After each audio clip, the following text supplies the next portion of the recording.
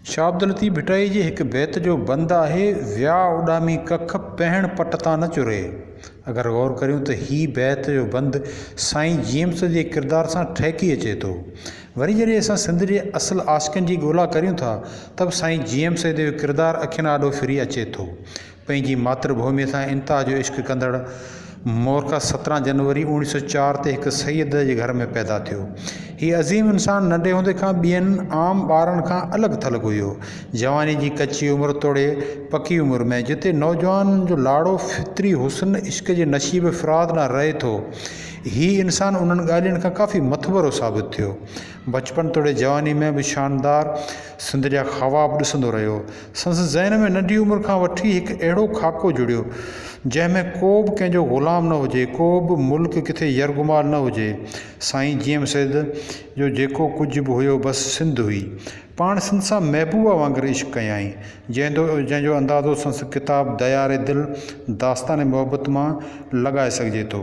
हज़रत शाह अब्दुल लतीफ़ भिटाई खे पंहिंजो महबूब शाइर रहबर तस्लीम कंदड़ हिन अज़ीम इंसान जो अंदाज़ो संदसि किताब पैगाम लतीफ़ मां थिए थो। पाकिस्तान जी पहिरीं क़रारदाद सिंध असेंबली मां पास कराईंदड़ पाकिस्तान ठहिण खां पोइ जॾहिं ॾिठो त सिंध सां नाइंसाफ़ी थी रही आहे त हिन अज़ीम इंसान क़ाइद-ए-आज़म मोहम्मद अली जनाह खां पंहिंजा रस्ता अलॻि करे वरिता। हीउ दौरु हुयो जॾहिं हर को सणबी वज़ारत लाइ पंहिंजो मज़हब मटाए रहियो हो, लेकिन धरतीअ सां नाइंसाफ़ी हिनखे गवारा न हुई। बसि बाक़ी पूरी ज़िंदगी हू हिकु मुख़ालिफ़ जी हैसियत सां ई रहियो। ज़िंदगी जा अटकल 22 साल खेसि घर में नज़रबंदि रखियो वियो, लेकिन संदसि हौसले ते तिर जेतिरो बि असरु न थियो। उल्टो नज़रबंदीअ जो नतीजो इहो निकितो जो पाण नज़रबंदीअ दौरान लॻभॻि 24 किताब तख़लीफ़ कया। जे सिंध जी तारीख़, तमदन, तहज़ीब, सियासत, सिंध सां थींदड़ वेसाघातियुनि जो अहम दस्तावेज़ आहिनि।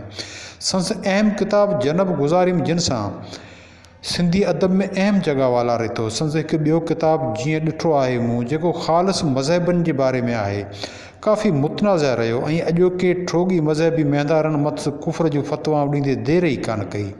संदसि अहम किताब सिंध ॻाल्हाए थी बि हिकु अहम सियासी दस्तावेज़ आहे, जंहिंमें साईं जीएम सैयद सिंध जो केस पेश कयो आहे। साईं जीएम सैयद आख़िरी उमिरि ताईं पंहिंजे कौल फ़ैल सां सचो रहियो।